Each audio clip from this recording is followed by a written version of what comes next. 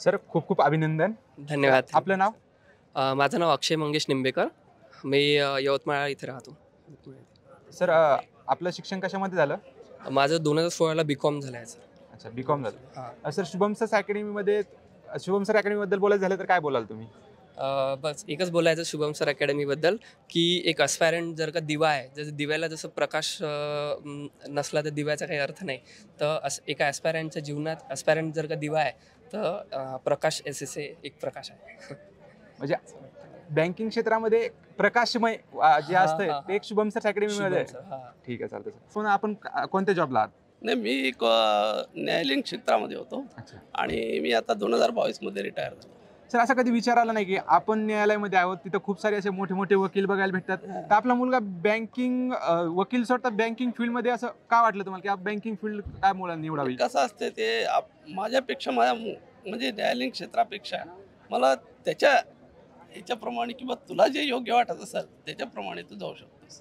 कारण आपले जे मतं मुलांवर मांडणं हे योग्य नाही असं मला तरी वाटतं. म्हणजे जे मुलांच्या मनामध्ये जे आहे ते हां. मुलाला करू दिलं तेच पाहिजे. मुलांना करू दिलं पाहिजे, तेव्हाच ते पुढे जाऊ शकतात.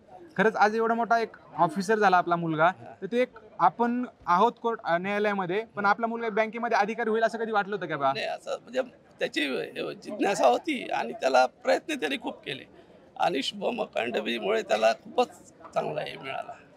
यांचा प्रवास आहे सरांचा, त्या प्रवासामध्ये तुमचे पण खूप कष्ट आहेत. खरंच आपल्या मुलाने आज कष्टाचं चीज केलं का? हो सर, खूप मेहनत केली माझ्या मुलाने आणि त्याचं चीज त्याला मिळालं. म्हणजे माझी खूप इच्छा होती की माझा मुलगा पुढे खूप पुढे गेला पाहिजे चांगला याच्यामध्ये. माझी तर इच्छा बँकिंगमध्येच होती, पण त्याच्यात ते म्हणे नाही माझं नशिबात FCI तर FCIमध्येच हे करेल.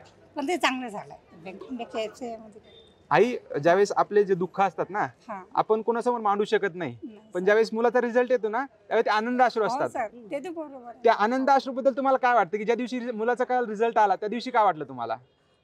मी सांगू शकत नाही सर, मला इतका आनंद झाला की त्यावेळी याचा जेव्हा फोन आला त्यावेळी आम्ही प्रवासामध्ये होतो. अच्छा. आम्ही बाहेरगावी जाणार होतो तर तेव्हा त्याचा फोन आला तर मला असं हे मला काही सांगू शकत नाही. मला खूपच आनंद झाला.